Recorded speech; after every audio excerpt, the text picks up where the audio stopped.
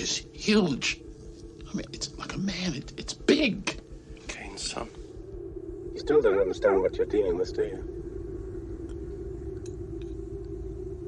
Perfect organism. Just tell me one thing, Burke. You're going out there to destroy them, right?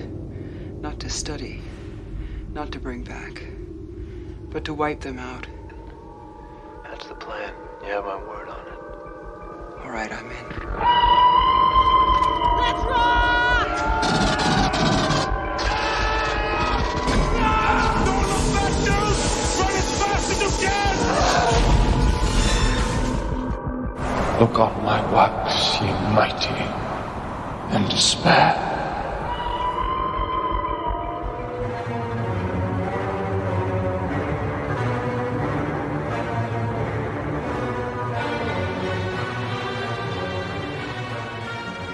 Welcome to Perfect Organism, the Alien Saga podcast. I am your host, Jaime Prater, and I'm joined by my co-hosts, Patrick Green, Christian Motzka, and Perry Chicos.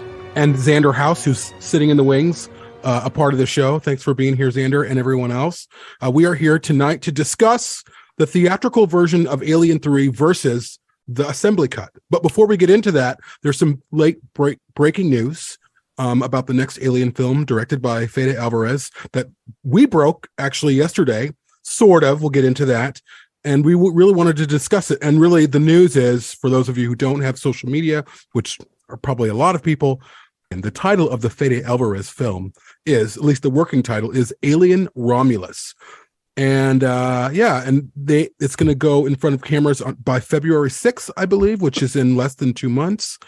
And that's pretty interesting. The title is fairly, I don't know. The title means a lot to me. I mean, in terms of like what they're suggesting with a title like that. So I thought we would open it up for discussion before we move on to the main event. So yeah, this is a really exciting announcement. I have to say, I was actually in Vermont in the wilderness during this, so I kind of missed out on it. But if you guys can kind of get me up to speed a little bit, I would love to hear. I have to say, Romulus, as a former Latin scholar, means a lot to me.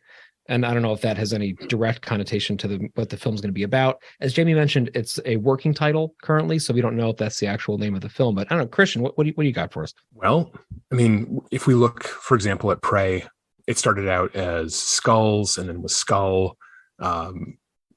Didn't Covenant go through a few names? Wasn't it like Paradise Lost at one point? Paradise Lost, yeah. You know, these. It's not uncommon for these names to go through these cycles.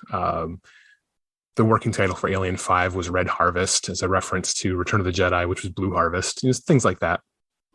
Personally, I'm hoping that even if they don't keep the name Romulus, that at least it was chosen similar to Paradise Lost, like chosen with a purpose, with some kind of an idea, because I can see a way that it could resonate with the plot. It's funny because in the end, Covenant didn't really mean much. It was the name of the ship, but I don't know. It's kind of a lame title. And similarly, I think that certain people are going to get hung up on Romulus because of Star Trek. And some folks felt that Covenant was too tied to Halo as opposed to a biblical meaning. But with Romulus, you know, do you guys want to talk about what that could possibly mean, or what do you have, Jamie? So I know, you know, where Romulus comes from in terms of mythology, Remus and Romulus, and also it ties into Raised by Wolves. Remus and Romulus were raised by wolves.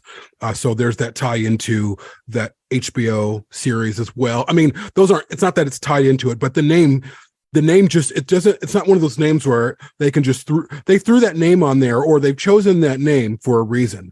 It's full of meaning. And now I don't know. It also sounds like something Ridley Scott chose, to be quite honest with you.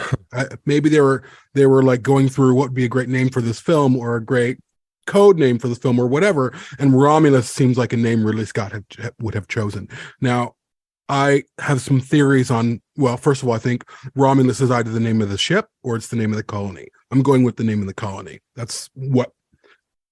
So that's kind of what I have right now. What do you think, Perry? Yeah, I really enjoy the name. I love the mythology behind it, and being Romulus being like the founder of Rome and the Raised by Wolves. scenario, Jamie, like that whole backstory to the name specifically, right? I just think adds a lot of depth there to what this could be. I mean, who knows? We could be way off, right? But I know, Jamie, to your point, like if Ridley Scott had some sort of influence in there, yeah, I kind of agree with you. I think it's, either the ship or going to be the name of the colony, but will it have implications on the, maybe the backstory or the theme, or like, is this going to be the founders of something that builds into the Alien, just legacy or story?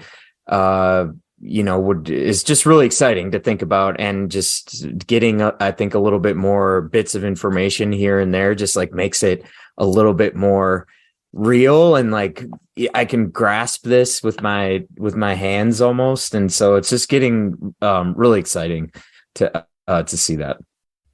It is really exciting. And I think that there might be more to the name than we're giving it credit for. Because I mean, who knows if this actually is going to stick for the actual film itself, but there's more to Romulus and Remus than just the fact that, they were found being suckered by a wolf.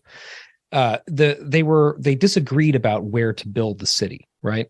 So they ended up, as anybody who's been to Rome knows, there's like 7 major hills that kind of define the landscape of the city. And they wanted to start the city on different hills. And so there was war between them about this, not like physical war, but there was a disagreement. And that, I think, could have something to do with this too. This could be one of, maybe there's kind of differing ideas on where to go next with whatever is happening that's leading them to this colony in the first place. Maybe this is the one that took a chance on the wrong side of the Palatine or something. I think there could be really something to that. But there's also this idea of foundational myths, right? A lot of cultures throughout history have at their core a myth about how they came to be that is impossible. Because there's this notion baked into Roman, mythology that it was too great to have been of this world, right? That it had to have started from something superhuman, from something almost like a deus ex machina, something impossible that just sprung up. So the idea of, a bunch of people taking over Etruscan villages and making them into a city was way less enticing than the idea of something coming from nature and birthing this impossible event. And these people who didn't even have human mothers that they could trace back to, that they just sprung from the world and created something magical. There's a lot to that with a lot of the hubristic ideas that we see popping up in things like Prometheus and Covenant, but also with this idea of like, maybe this is supposed to be the beginning of a brave new age, or maybe this is the chasing of a dream, and that dream is founded on something fundamentally untruthful or something deceitful, So there could be more to it than we think. There's definitely more to it. Oh, go ahead. Also, at its base, if you take the wolf as the concept of something that is usually an aggressive predatory species, and it's now, positioned as something that is raising these people, raising this person at the very least. Is it an alien? Is it the black goo? I mean, there's the potential there that Romulus, as something that has been fundamentally altered or kept alive by something that would otherwise be threatening, that could be the origin of the name. I don't know. I think there's so many different ways this could work. I kind of hope it sticks too. I'm getting kind of attached to it, I gotta say. I kind of like it. I like it too. It's unusual, and I think that works for an Alien film or an Alien project. I do suspect that even though the prequels are done, air quotes, I suspect with Ridley Scott's involvement that there's going to be some bow tying going on in this movie, and that maybe the planet they crash into is Aura J6, Orgay, however you say it. Like there's going to be, but it's going to be very slight. It's going to be just a nod. It's going to be something to kind of finish that story, but also tell its own very contained story. And certainly with that name, and again, it kind of is remnant of Prometheus. It's got that mythological, has mythological connotations, essentially. I feel like there is going to be some tie to Covenant or something, just tying up that story and what happened to David. I don't know. We'll probably obviously not see Michael Fassbender or those characters in it, but that's just what my gut tells me, that there's going to be some connection to the prequels. It's going to end with somebody planting wheat. They're actually going to fall through glass. Yeah. That's a Michael Douglas in the Game joke, which people who are tuning in now won't get, but that was right before we started recording. That movie, I'm not a fan of it, but other people are. Anyway, I think this is a really exciting announcement. And if nothing else, at least this is the most concrete thing we have received to date, that this project is not only happening, I mean, it is ramping into production right now. That means that things are being built. That means that sets are in place. It means that the stuff in Budapest is all figured out. It means that licenses have been granted. It means that properties have been rented. It means that this is actually really happening. And that means that, like, after the holidays, I'm sure people are flying over there and getting to work on this thing. And it's really coming down the pipeline. And, we were talking earlier about when this was going to come out. And we were thinking, maybe late 2023, early 2024. I think we're on track for a late 2023, third or fourth quarter 2023 release, which is fantastic. It's coming really soon, which is pretty great. And I definitely think this means that Alien Day is going to be a fucking exciting time, because we are going to see footage on Alien Day. And also with Prey, I believe the film was released late in the same year it wrapped, from what I know. It wrapped in it came out. Wait a minute. Did Prey come out early this summer? Yeah. This summer. No. Yeah. So I think it wrapped in February or something like that. It wrapped sometime earlier this year, I think. I could be wrong. I'm an expert on nothing. Please don't send me hate mail. Jamie doesn't know what he's talking about. As usual. Get canceled. What an idiot. Also, the game's great. Love the game. The amount of CGI that may be needed for a science fiction film versus, Prey has definitely a lot of CG in it, but not. We don't know. We have no idea how Fede is approaching this material. Now, did you guys notice when we posted this story that artist and friend of the show Dane Hallett posted a GIF of a zipper mouth?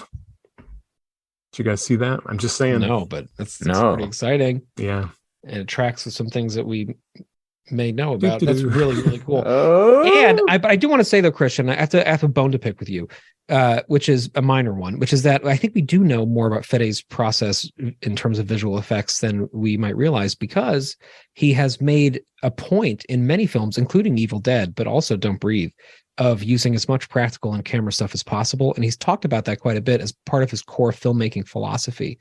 So I think that means that he's going to try to keep this in camera wherever he can. It's actually funny you say that, because there's a shot in Don't Breathe that has a companion in Panic Room by David Fincher, but David Fincher went CG, and it has aged very, very poorly. Whereas Fede's, because they built the set specifically to allow that movement through. It's always talking about the long tracking shot through the house. Yeah. Oh yeah. Oh yeah. Pointing out this will be important, but you don't know why. You see the hammer on the wall. Yeah. Yep. I'm hoping for an incredibly claustrophobic set, like build an actual physical set, but that the action takes place in. Maybe it's some sort of an enclosed colony or whatever it's going to be, and don't give me the volume. Don't give us any of that kind of stuff. We'll see. We will indeed. We'd love to hear what you guys think, our listeners. What do you think about the name? What do you think the film's going to be about? I mean, we've talked about the basic story, and to Patrick's point, as April rolls around, I think it's going to be a really exciting time. And the most exciting time as an Alien fan in terms of build up for a new film, or certainly a show, which I don't know when we'll get that Holly show, but it's just these are the times that I live for. The excitement before a film releases is the best. Everyone's excited. Things are dropping, images, video. So I can't wait to see what comes next.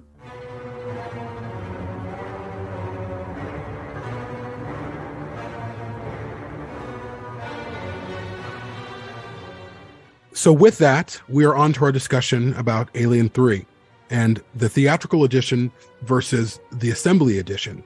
And as we open that up, I'm just curious for all of you guys here, and you, of course, Xander, when did you find out that the assembly cut was something that existed? Well, when the terribly named quadrilogy came out, that was one of the selling points. Was obviously we'd had the special edition of Aliens for, that since 1991, 90? 92, I think, the Laserdisc, right? Was it 92? Something like that. And then, of course, the the director's cut of Alien had a theatrical re-release. So I don't know. It became a selling point for the quadrilogy, was that they were going to have expanded versions of all 4 films. So that's the first that I knew about it, but I can't remember now what year the quadrilogy was. I think it was 2004, but the Laserdisc was 1991, so you were right the first time. And now I'm going to fact check my other date. Give me a second. A friend of mine. Early 2000s for sure. I remember purchasing it at Target, I think. Yeah. A friend of mine dubbed down his Laserdisc to VHS for me at the special edition. That was sweet. December 2nd, 2003. So good close. Oh, there we go. I think that was the first time that I knew. Well, I don't want to say knew of it, but watched the assembly cut. I think in full was on the quadrilogy, but I think I always just like. I know I talk about my buddy Chris and I a lot when we were kids, because we were like the only ones that watched the Alien movies and then had the Kenner toys and played with them growing up. But through like the little bit of internet that we had like growing up, I think I like knew of this other cut of Alien, or just like things that they had shown, right? Like the Queen face hugger and things like that we might have not have seen, and it was done without the dog. And stuff like that. And so, but I'd never really got like a chance to see it. And because the VHS I owned was obviously the theatrical cut, and I watched that a ton. But yeah, I think it was with the quadrilogy was the first time that I at least got to see it. I love that DVD set. That's all I was going to say, Christian. I am like kicking myself because I did not know. It's like at my parents' house somewhere. I don't know where it is, up in the attic. I got to find that thing. There was a VHS version of some alternate cut of Alien 3 that supposedly was making the rounds at conventions. And at that time, I was avidly buying like J-horror on VHS, dubs of the Ring movies, stuff like that. So I'm really surprised that I didn't see it, but I didn't see it, and no one I knew had even heard of that. How about you guys? When did you first see it? 2004, when I got the quadrilogy. The reason why I think of it as 2004 is because when 2003 rolled around, I did not have enough money for that, because it was in my, we've had an argument about this before. I remember it being like crazy, like $100 when it came out, but that could be because I was a student and I didn't have any money. And the quadrilogy? Yeah, it was like, oh yeah, so it was like money. It was right, $150. It was crazy. Yeah, okay, right, okay, good. I remember being like crazy. So it's like something I had to save up, like actually save up for, like like allowance money save up for, and I got it like a year after it came out.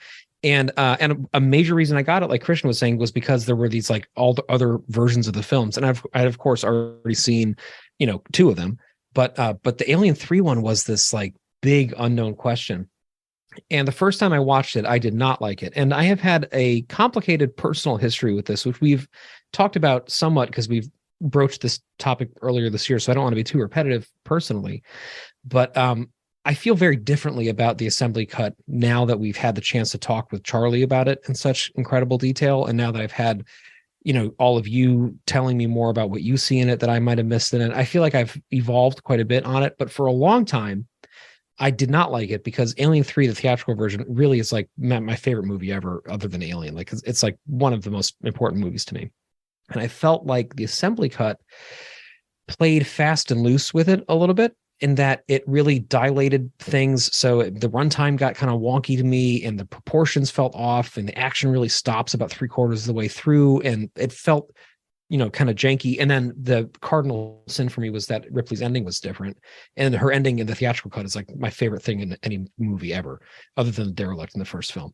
So for a long time, I was kind of like an angry nerd about this. And it was something that people would always bring up. Like anytime Alien 3 comes up, people are like, did you hear that there's like an alternate edition of it? And I'd be like, well, blah, blah, blah, blah, blah, and I look back on myself, blah, blah, blahing now. And I don't think I was giving it enough of a chance because I couldn't see past the love that I had for the original version of it. And I have evolved quite a bit on that.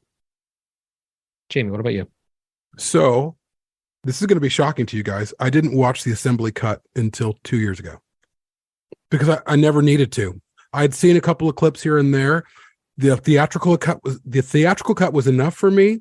And it is hard for me to watch, like, the theatrical cut even of Aliens, is a beautiful, perfect thing. Why do I need to see more? It ruins it for me in some ways. However, I'm not like, I don't dislike the theatrical cut. It just doesn't work for me as, I'm sorry. I don't not like the assembly cut. It doesn't work for me as well as the theatrical cut. I think what is found in the assembly cut is really interesting. There's a couple of repetitive things that I can't get on board in that cut, which is when they put the alien in the, in the lead works, in the, what's the thing called? The foundry? The toxic foundry. waste. Yeah.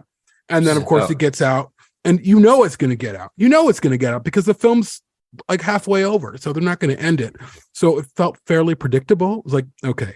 But I do like the idea that Golic is obsessed with it, right? It's Golic, right? Yeah, Golic is obsessed with it. And of course he lets it out.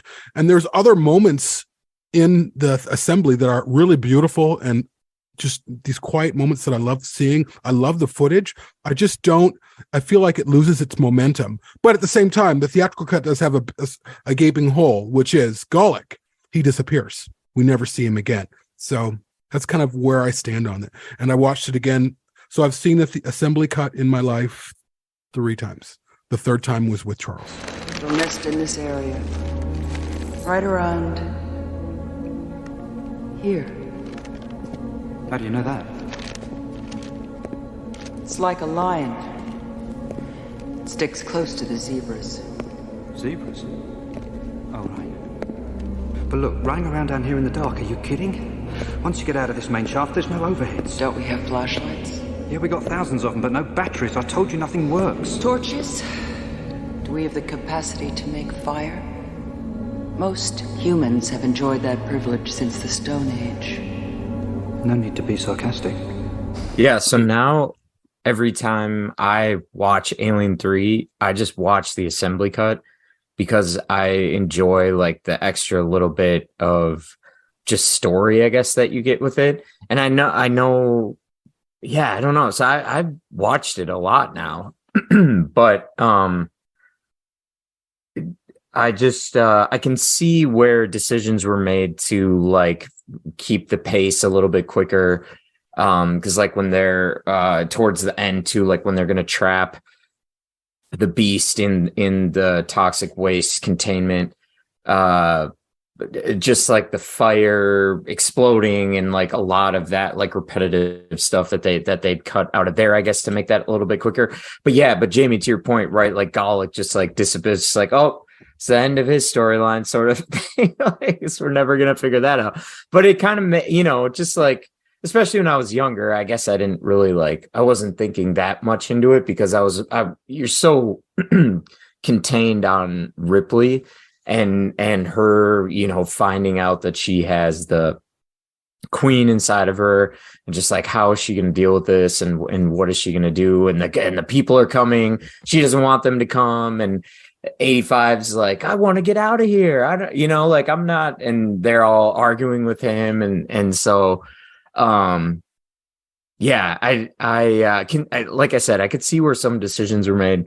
I think the only thing I can't remember if this is specific, you guys will have to help me, but the use of, they were like the scene towards the end where they're deciding what they're going to do to trap the beast in the lead works and run through the hallways and do all that and fight it. And Dylan has his, what are you going to do? Stand around and do nothing, his big speech. But they like, some of the audio, right, wasn't that great for their vocals, and they had to record it in a studio and then like punch it in. And you could definitely tell. And I can't remember if it must be that same way in both cuts of the film, I would think. But that's like the only part of the movie, I guess, in general, where like at the end, I'm like, oh man, like the audio here is like really bad. Just during that part specifically. From the first moment in 2003 that I saw the assembly cut, I have never gone back. In fact, it's just the other day I watched a little bit of the theatrical cut because there was something I wanted to compare. And you have to remember with the quadrilogy, they had to put subtitles on because the audio was so bad in some of these parts. And for the later Blu-ray release, they actually got the actors back to re-record some of that dialogue. Mm-hmm. I put up with the terrible audio quality and the subtitles because I found so much more value in the assembly cut than in the theatrical cut. I have a few minor quibbles with some of the choices they made that we'll talk about later, but no, I've never gone back. But I prefer the long cut of all 4 movies, which means theatrical cut for Alien, special edition for Aliens, assembly cut, and then even though Alien Resurrection isn't a movie that I ever watch, the expanded cut actually gives a little more characterization, and I like that they land on Earth and we see, what France looks like, I guess. But drenched in urine is what it looks like. Yeah. Oh, that whole movie is. Remember Piss Christ, the controversial picture. That's if you could put a green filter on the edge, everything he does. Can I just say too? I do. I guess one thing and now I want to go back and watch the theatrical cut again. But one thing I think enjoy from the theatrical cut is the ending. I don't know. I think it just is like more meaningful. I guess that the queen pops out of her chest while she's like falling to her demise and she's trying to save humanity, and kind of like, I'm gonna end this. Like Ripley isn't gonna let anyone else be in control of it. Like she knows what she has to do. And it's kind of like that one last final, like, because the creature wants to survive, man. It's going to do anything it can to survive. And it's just, it's like, no, you're not. Like, I'm holding you in, like, you're coming, like, we're all going down in the ship together, sort of a thing. And I do enjoy that. Aside from the assembly cut, but I still watch the assembly cut. I don't know. Xander in the comments, just briefly, had a couple of things I wanted to just circle back to. He was mentioning how the first time he discovered that the existence of this thing was by a Google image search, and that it took a long time to actually track a copy of the DVD down. And I think that is the case for a lot of people. I think a lot of people find this movie because they find out that there's an alternate birth sequence for the creature, because for a lot of people, I think the shorthand for the assembly cut is it's like the ox version, right? And the shorthand for the theatrical is that it's the dog version. So I think what happens for a lot of people is they find, they're looking up images of Alien 3 or whatever, and they see either the queen facehugger or they see the ox in that weird Art Deco bathroom looking thing. And they're like, what is this other version of the movie? So it still has this kind of underground quality to it because, Alien 3 in its own right has an underground quality because most of the world doesn't like it. So it's been kind of forgotten about. And this is like it's like another view on a forgotten thing. But Jamie, go ahead. You were going to say something. Well, to that point, to the ox scene versus the dog, I think the dog is just more effective. It looks more real. I think both scenes in general they look like puppetry. They don't look, especially the ox scene, it just looks fake as fuck. Like it just looks terrible. But the dog bursting scene just feels more biting. It feels more real. It just has a more realistic quality to it, which I really love. So, and if we're going to go like comparison, again, theatrical, it's a smoother transition. It just moves the film along a little bit more. Whereas that ox scene, it just doesn't feel like they really thought it out fully before they executed it. I don't know. And then like you could just tell the way the ox was moving, it was like they're just moving this big puppet. They're moving its limb like a little, like someone had their arm and they were just kind of moving its limb. It just was terrible. Well, within each seed, there is a promise of a flower. But to what Perry was talking about in terms of the Ripley death and the chest burster, and it's so interesting.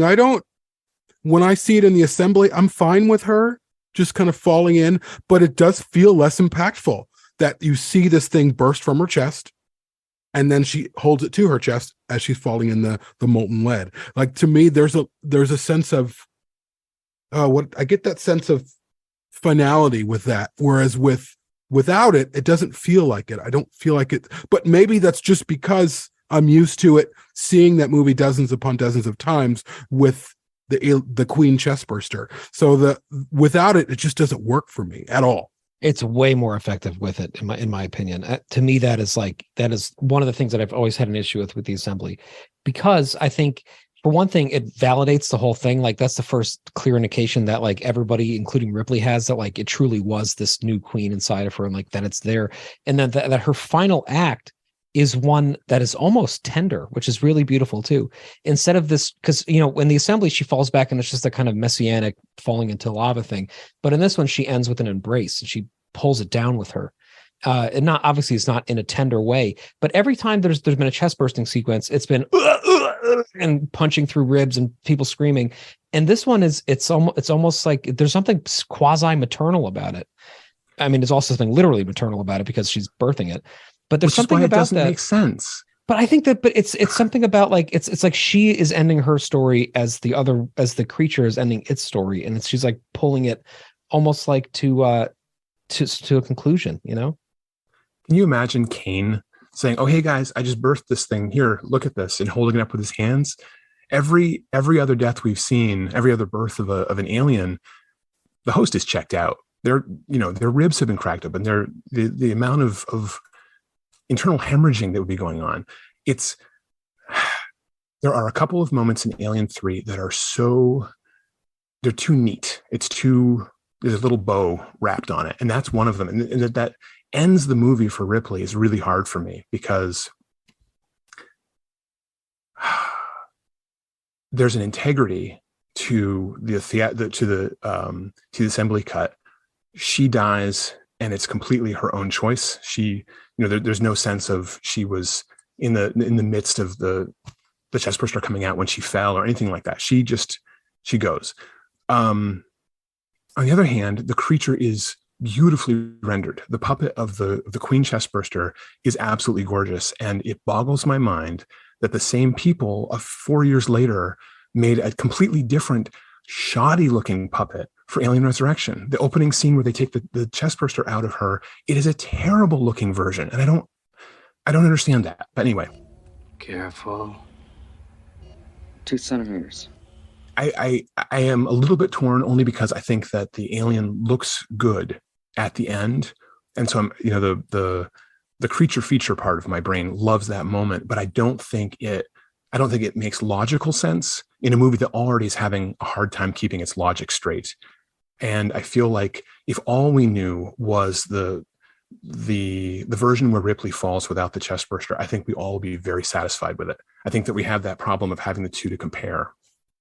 And we get a really good look at the X-ray. We know that it's a queen in there. We don't really need to see it, but so I don't know.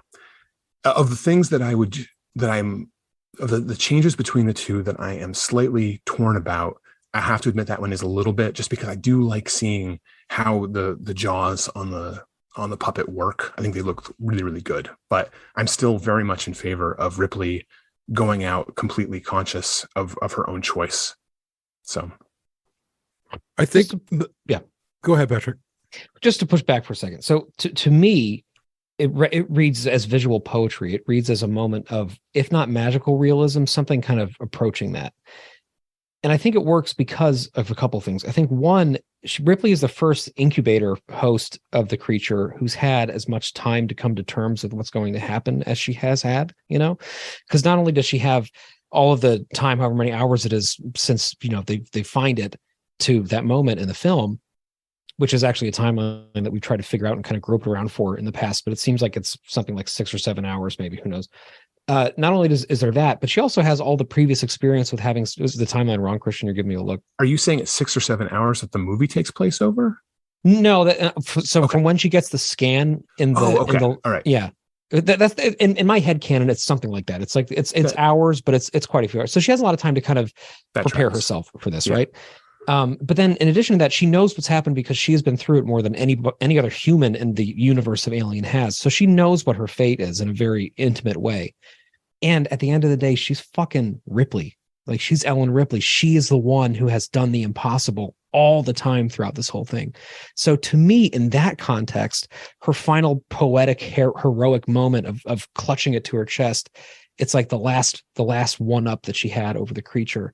And it just reads to me well. The other reason why I think it works is that it takes away some of the attention from the lake of fire effect behind her, which is not aged very well. And even when I saw that as a kid, I was like, what the fuck? Like, what's the scale of this thing?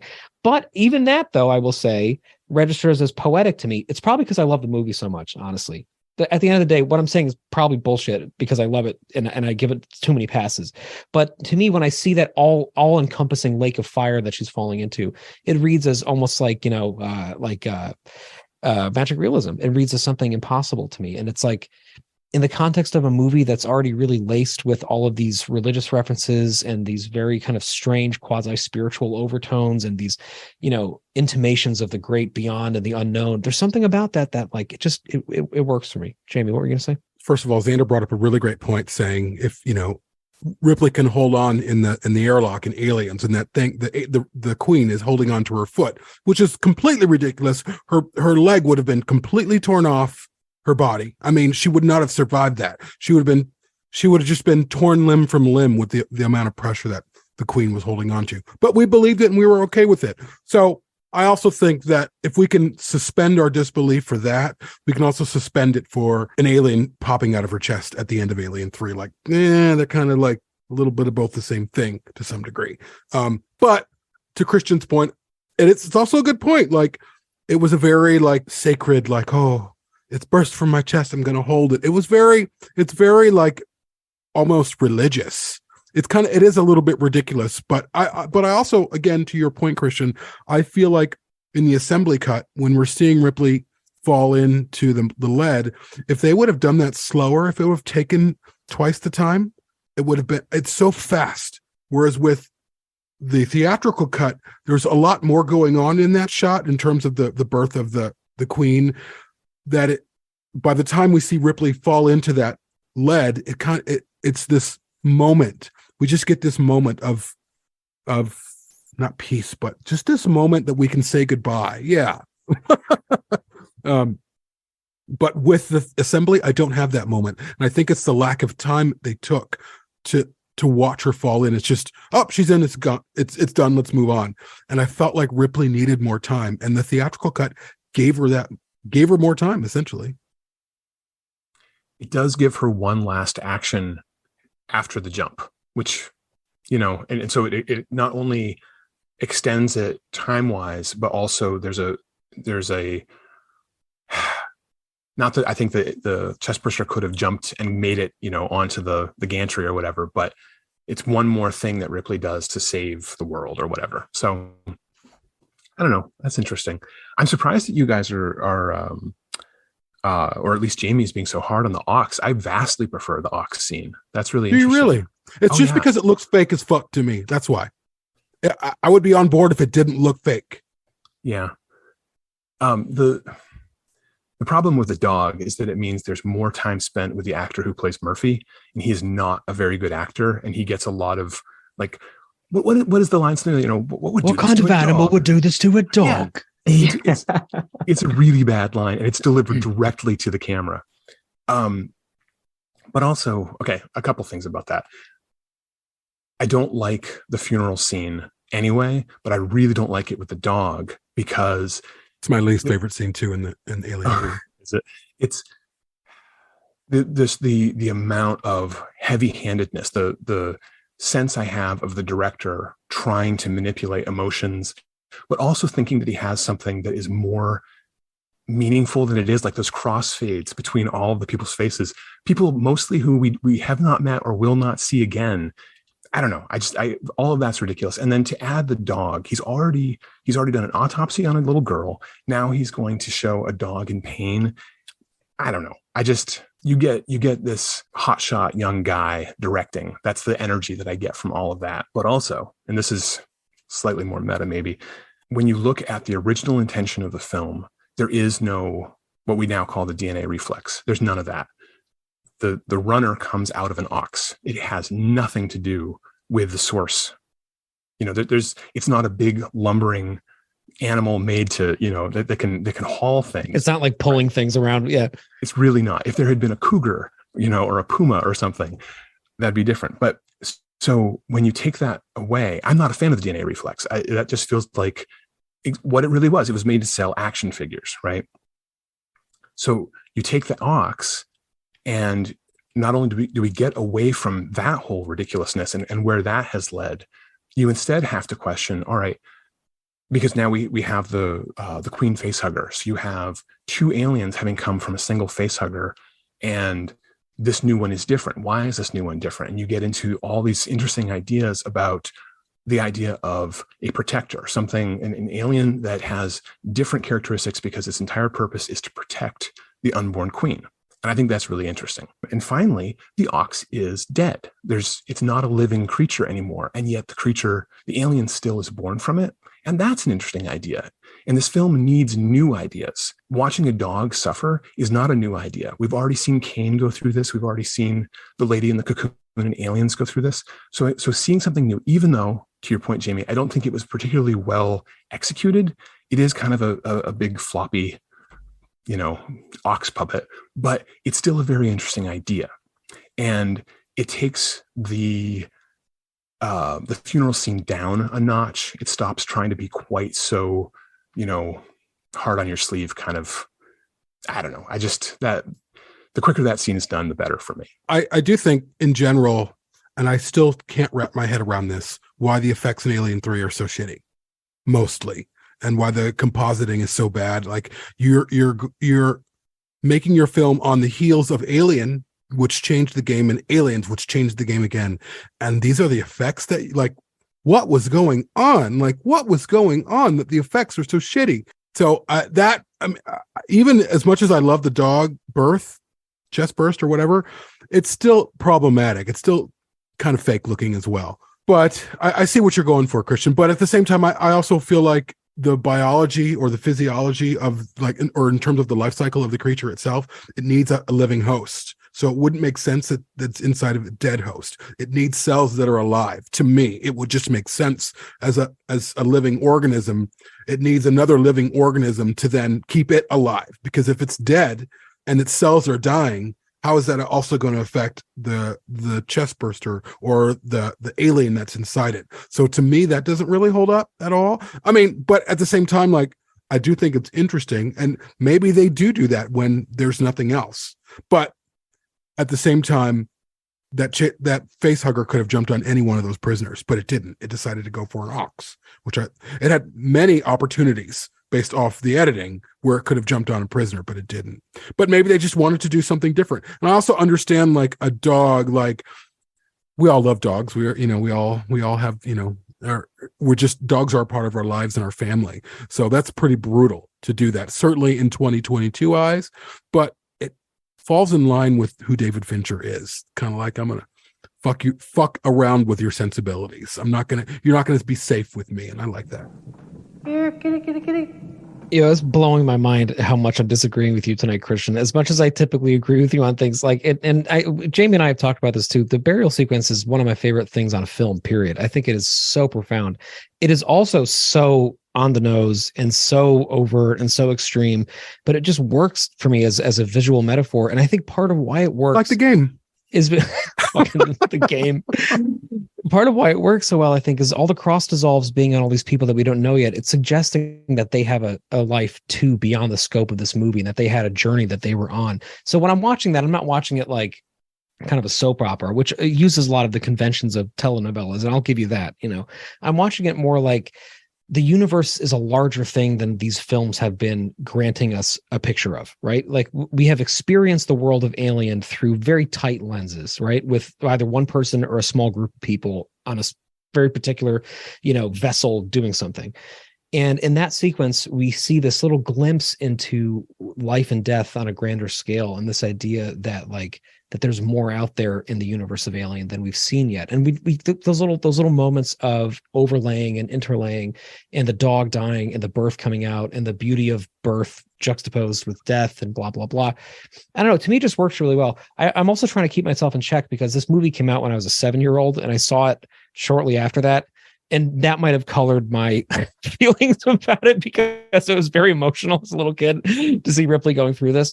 But I still, when I watch those movies, I still tear up every single time we get to that sequence. And I don't know why, other than the fact that it works for me as a signifier of the greater narrative driving Alien, besides just the one that we've been given with Ripley.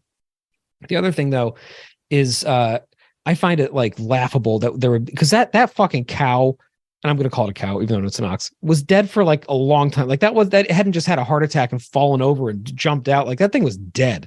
It just dragged the EEV off the beach.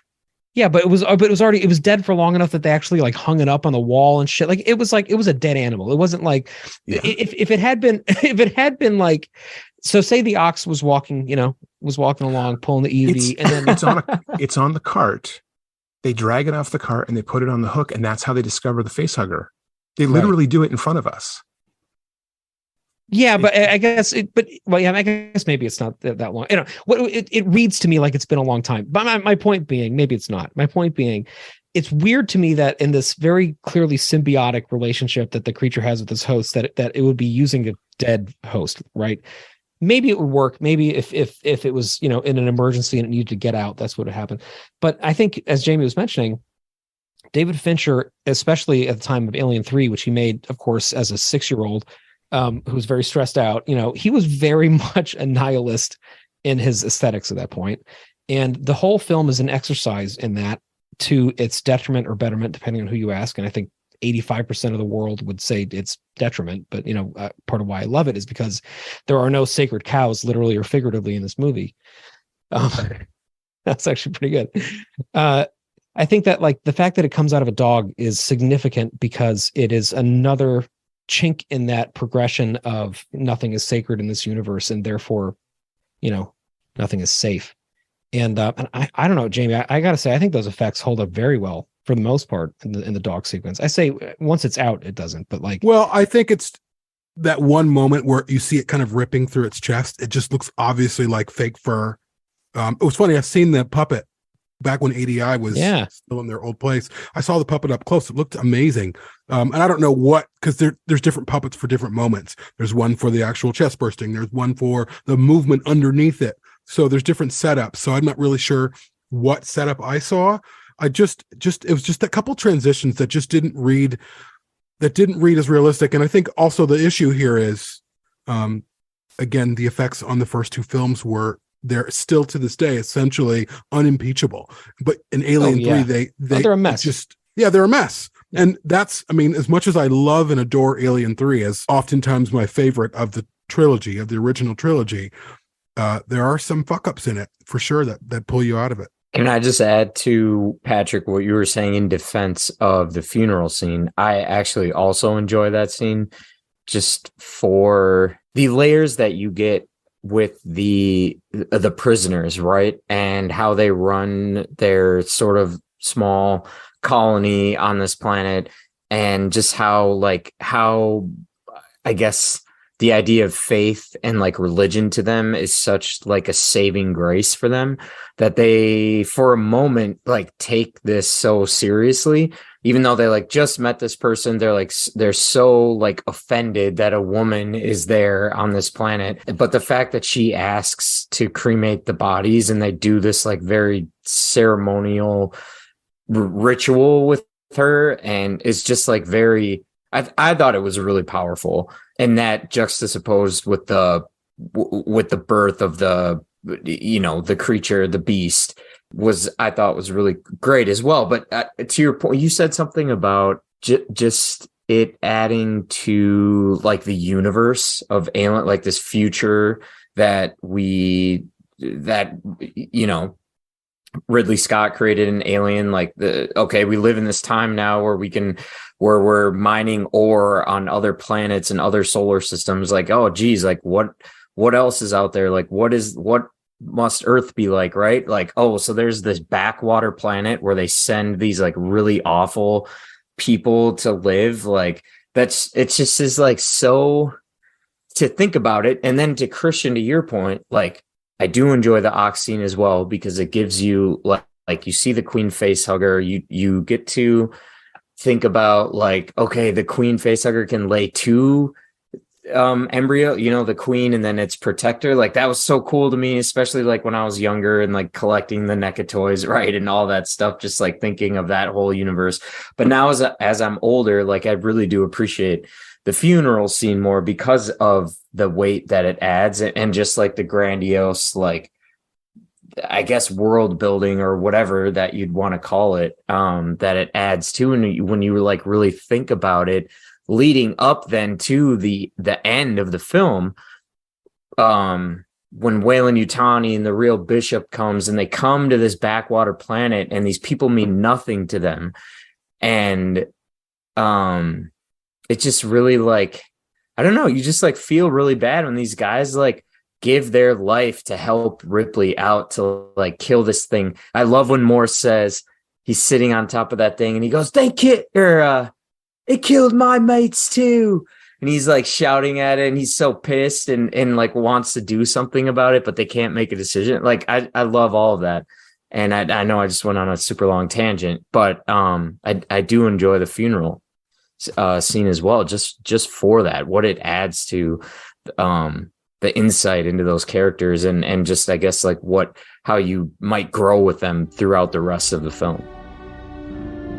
We commit this child and this man to your keeping, O Lord.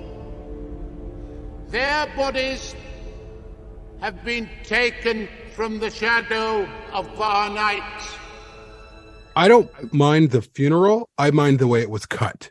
I mind the heavy-handed juxtaposition that how it was cut. It feels like a completely different film. It doesn't even feel like David Fincher. It feels like a second unit director. Like it's so like over like within every seed there's a promise of a flower. Oh really? Oh yeah. Okay. Oh so there's a dog. There's a chest burster coming. Like it's just like showing and telling, and you don't do that in a film. And David Fincher is smarter than that. And that's just for me. Like it's so overly poetic. I love poetry that doesn't raise its head. I love poetry that you have to excavate and end the game. But I love that's that scene as long as Andrews is talking. I love how generic yes. Andrews' reading is. It's as soon as Dylan opens his mouth. But part of that is also, I really don't like Dylan because he's an underwritten character. If they had given us, like, if he was using this as an opportunistic moment to, hey, I've just been handed these two people to bury. I'll use that to galvanize or, to bring the Brotherhood closer by spouting out my gibberish some more. But it doesn't make any sense. He runs hot and cold. He either is the leader or he's telling you to your face, I'm not the leader. I don't want to be the leader. But that's not actually special edition versus theatrical. Let me tell you something I don't like about the assembly cut. Okay. And it comes in the very next scene. So Ripley goes to the cafeteria to thank Dylan for his bullshit poetry, right? When she walks in, everyone turns around and looks at her, right? Well, in the assembly cut, Aaron and Andrews are sitting there. And Andrews says to Aaron, just as I suspected, or something like that. And it blows my mind. She's disobeying your orders and you're not getting up and taking her by the arm and leading her back to the infirmary. And so they beautifully cut out that little bit. They're still sitting there, but it's just two more bald people sitting in a room of bald people. So you don't even notice that they're there in the theatrical cut. So there are things in the assembly cut, about 2 seconds, that need to be trimmed. Now, one of the things, since I have the mic for a second, I'm the only person here that saw this movie in the theater, I'm pretty sure. Jamie didn't see it. Perry and Patrick were in diapers. Xander, I don't know. So I sat there, and the opening of the film, it comes up on the screen and says, unidentified 12-year-old girl. And my best friend and I are like, wait, what? Did they not watch that movie? Newt isn't 12 years old. And so in the assembly cut, it's adjusted. It's still not quite right. She's 10 years old, according to that version. But it led to all of these theories, at least that my friend and I had, but I've heard other people did too, that something had happened between Aliens and Alien 3 that would account for these missing years, even though that makes no sense for Hicks's wounds and for, Bishop and all of that. But Neil Blomkamp knows what happens. Neil Blomkamp knows. Just think of that. I have to say, just to get this off my chest, the sweet spot for me as an Alien saga fan was after Aliens came out until before Alien 3 came out, because those two films, Alien and Aliens, are perfect. I didn't even want a sequel. I don't remember anybody talking about what happens next, especially because Dark Horse was putting out Aliens Book 1, Book 2, and Earth War, written by Mark Verheiden, which gives us the further adventures of Newt and Hicks 10 years later. And so there was this sense of Ripley's story's already done. Other people can have adventures now. And so when Alien 3 crashed into that and took that away, that's a wound that's still there for a certain percentage of fans. And the assembly cut doesn't fix that. It blows my mind how sloppy the films are in both of their incarnations. Like, honestly, of Alien 3, like both of the cuts are truly a mess. Like, there's just continuity errors all over the place that we've tried to find ways to explain away. And it's one of those things where if you truly love the film, like, you just, forget about it. But like, it says a lot that in the actual theatrical release of this film, among other things, we have a major character who just disappears.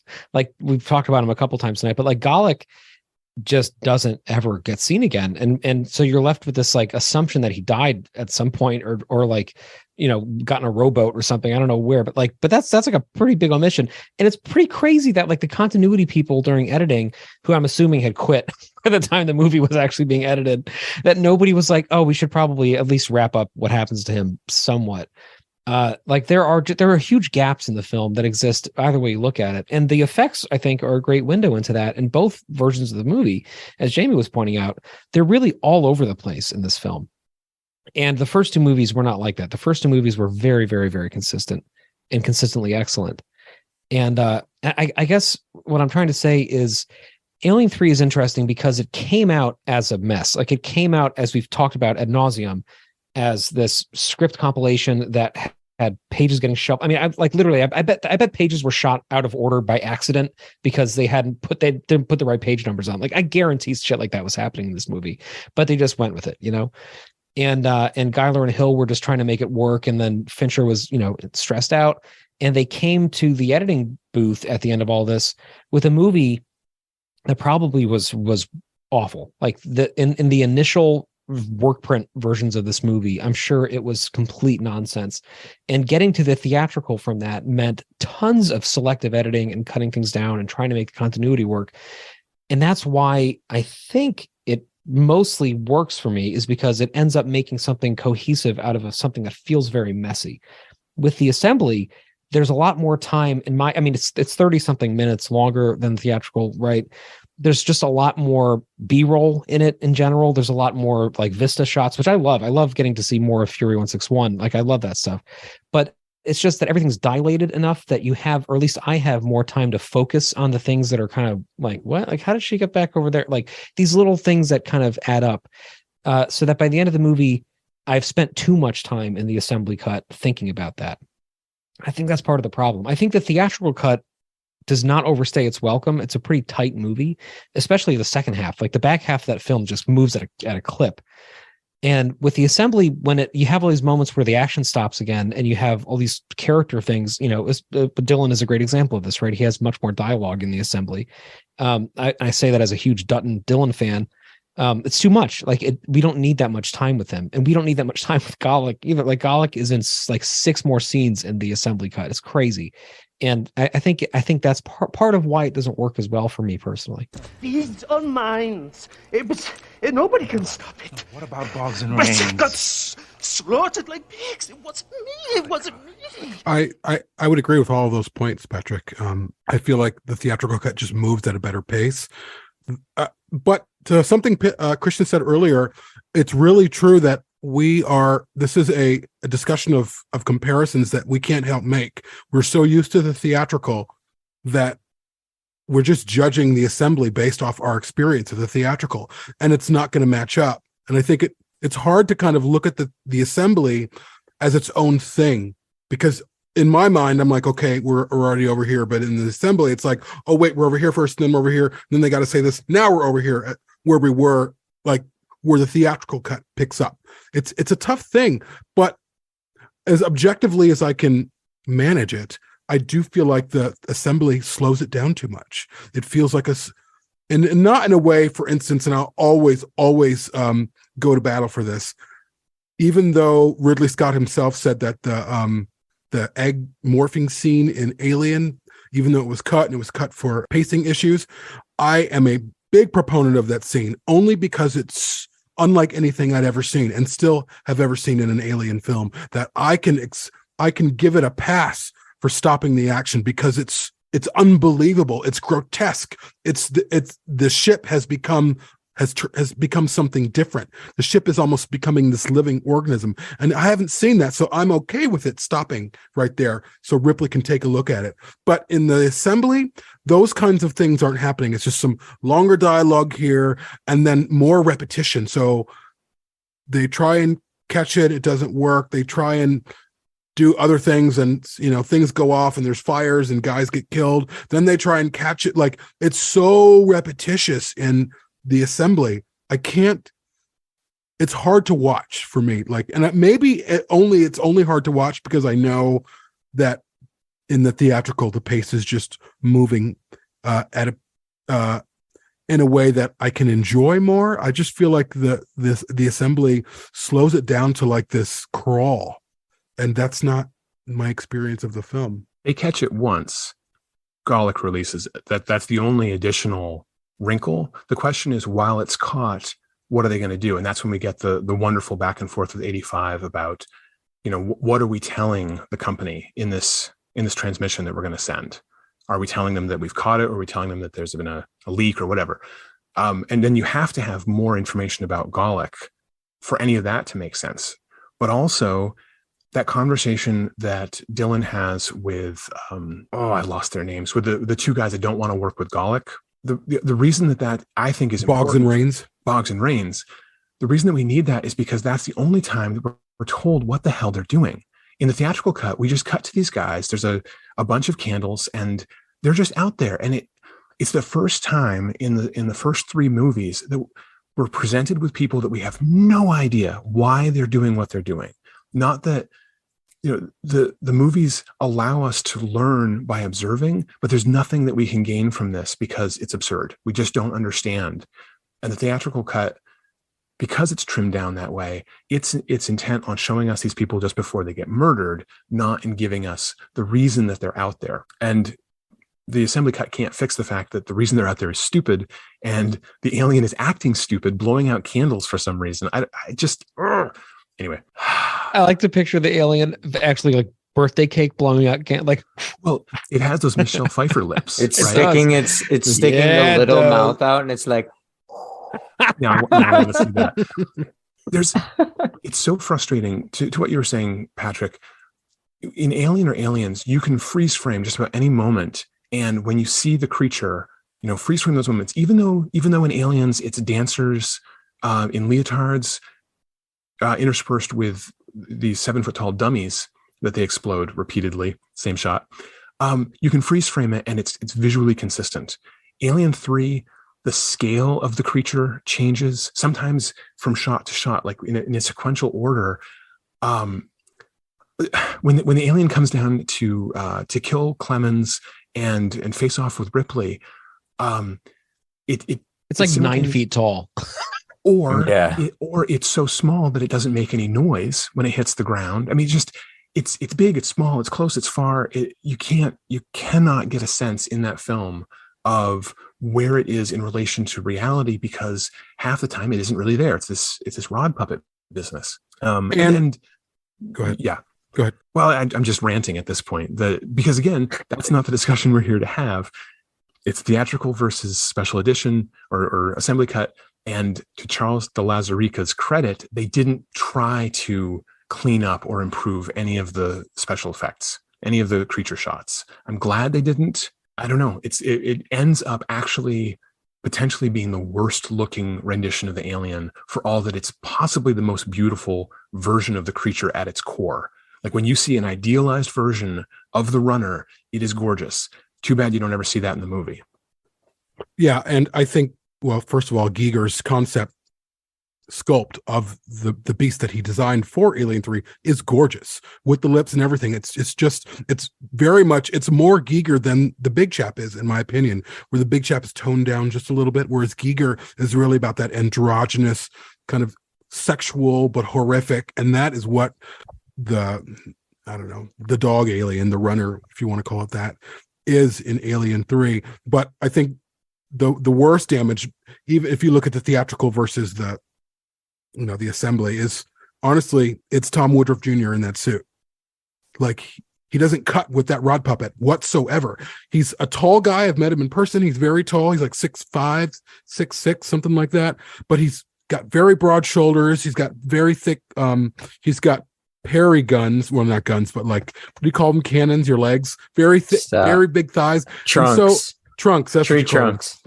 Tree trunks. And I don't know why they went with the decision to have him in that suit, that he wouldn't cut with that very sinewy, slight, scary, thin rod puppet, which is beautiful. And then you're going to cut to this guy in this bulky suit that looks like shit. Like, it's just the strangest thing.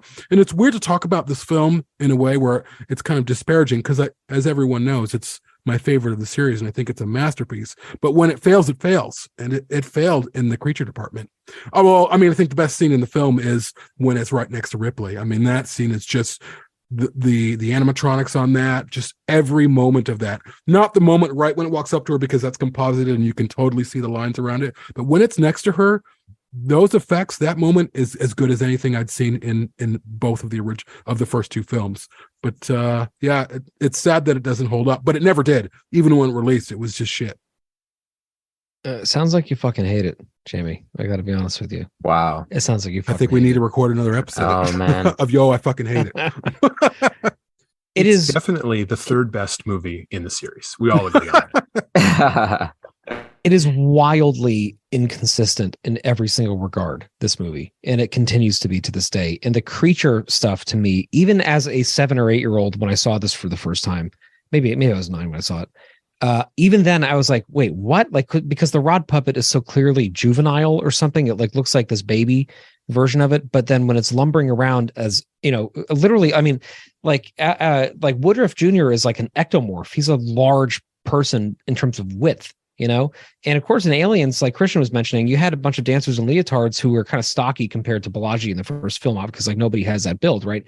But because of shadow and because of the way that they were shot and the way they were clad, you couldn't really tell. In this one, like there's several basically full body shots of it where it is just a different creature than the rod puppet. And there's no way to justify that. Like there's no way that you can forgive the movie for that. It looks fucking awful, right? But then there's those moments like Jamie was mentioning where it crawls up to Ripley, or when it looks up at Gallic and the blood comes off its mouth. I mean, that's like fucking incredible alien shots. And those, because I love this movie so much, that's like all I need. That just floats me right like a dandelion on the wind. I'm just like, okay, I'm okay. I love this movie. Like falling through breakaway glass. Like falling through. People don't know the game, and they're going to know what the fuck these jokes are about. Inside joke. Michael Douglas, the game. Watch it. We'll explain it at some point. And then listen to this episode. Yeah. But no, it is just crazy to me that even with the assembly cut, and I actually do have a thing to kind of circle back around to as we come to a close here. But it's crazy to me that even with the assembly cut, it's still such a sloppy movie. Like it is still just all over the place. And I guess my question is, when we had Charlie on, of course, he made quite a point many times talking about how they made conscious decisions not to fuss with anything. They didn't want to clean things up. They did no ADR whatsoever for it. They did no digital recoloring or anything. Maybe they did some stuff, but they wherever possible, they left the film grain on. They left it dirty. They didn't touch it up, right? Which, of course, I mean, for any other movie I can think of, it wouldn't work. But in the context of Alien 3, because it's already fucking all over the place, like you barely even notice that some of the audio is off, and it's just like everything's inconsistent, right?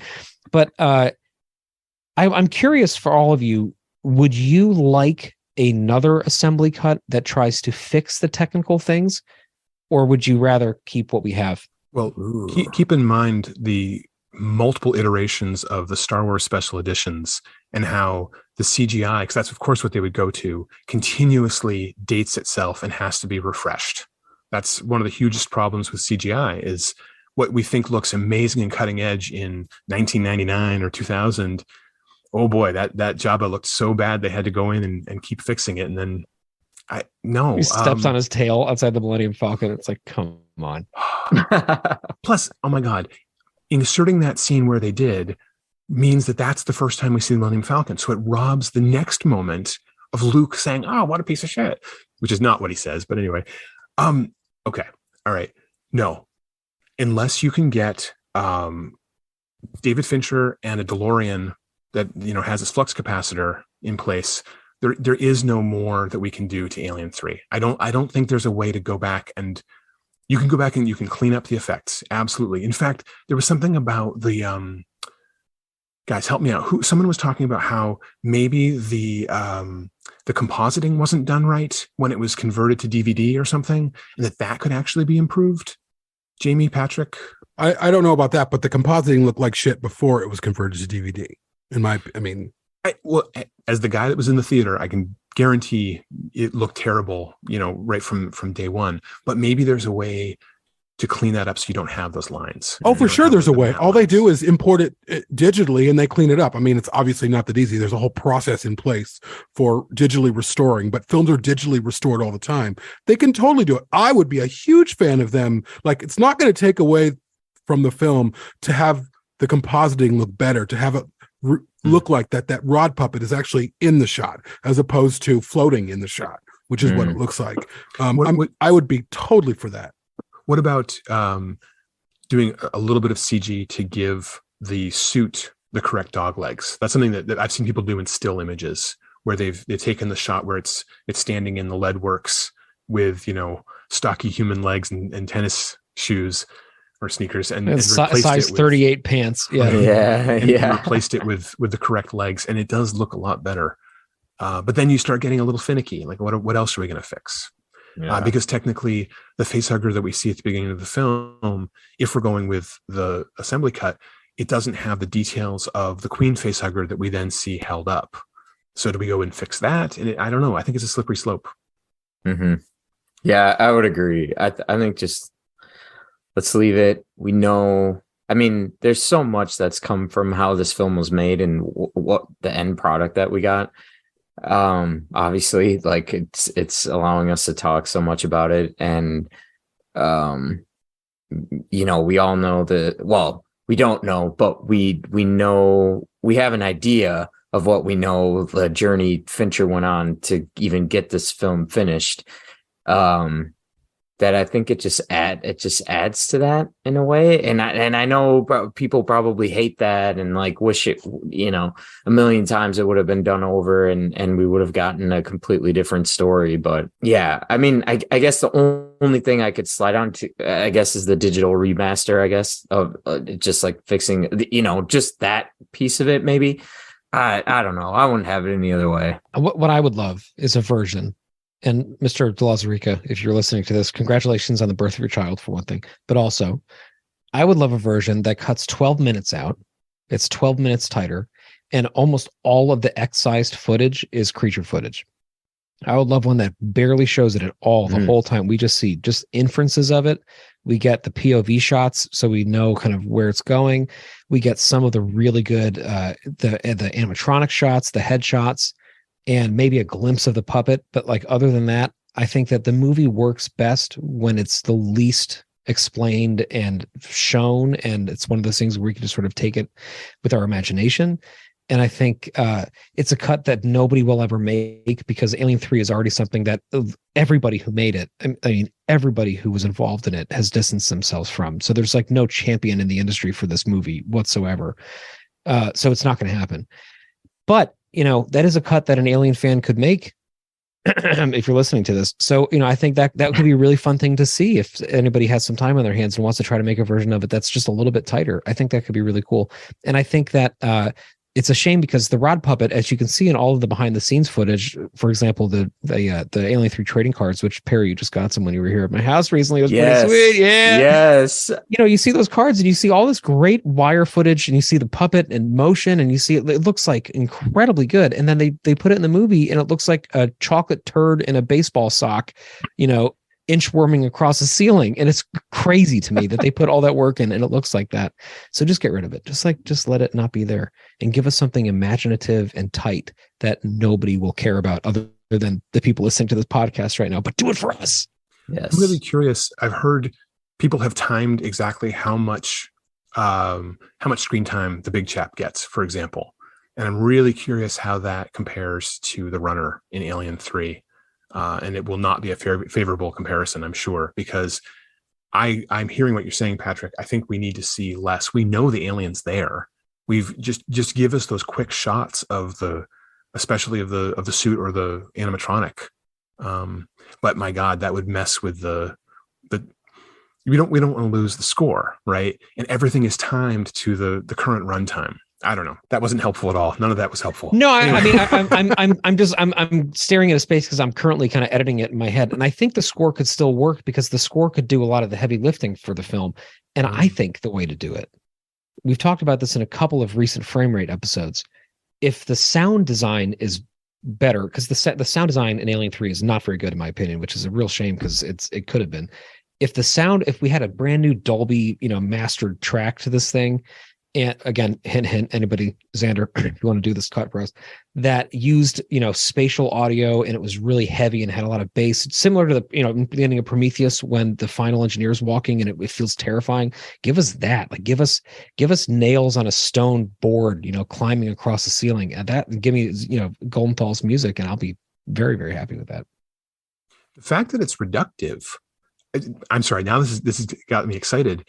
We're not talking about adding anything new. It's about carefully taking out all the shots that are unnecessary. I don't know. That could be very interesting if someone were to do that. If yes.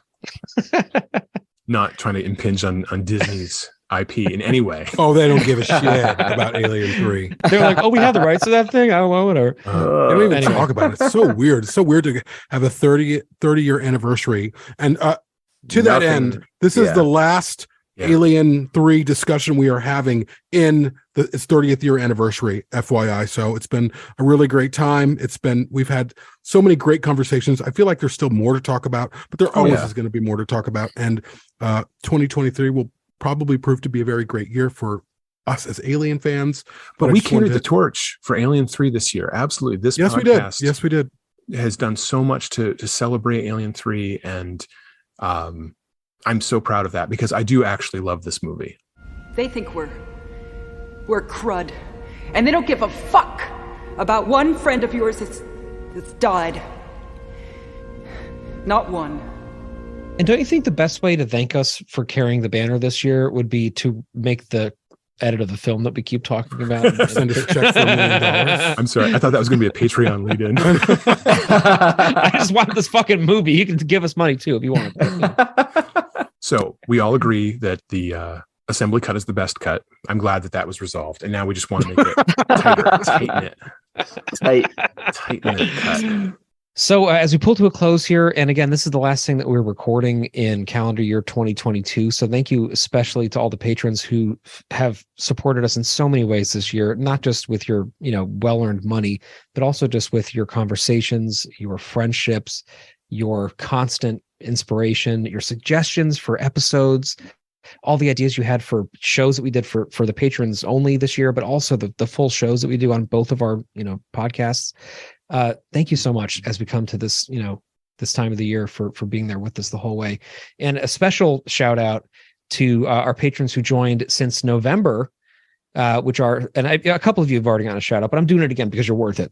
Stephen Barton, James, Larry Cornett, Martin Griffin, and Thomas Johnstone. Thomas just joined us a little under a month ago. Thank you so much. It was due to you all that we were able to shoot the short film that we just made. Just over a week ago, we finished filming on it, or at least principal photography for it. And that we could not have done that at all had we not had your support.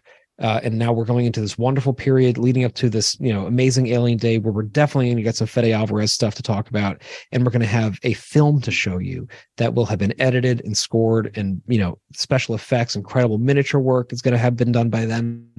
And that is all stuff that you directly supported. And if you would like to join and you haven't yet, we really would love to have you aboard. You just go to patreon.com/perfectorganism or go to our website and go to the support page. If you do that for just a few dollars a month, for $4 a month, you get access to tons of content that we put out every single month. And more importantly than that, we think, is you become part of our official extended family, and we get to have you aboard the ship with us. And you give us insights and inspiration. And thank you so much for being here. Thanks, everyone. Thank you. Thanks, you guys.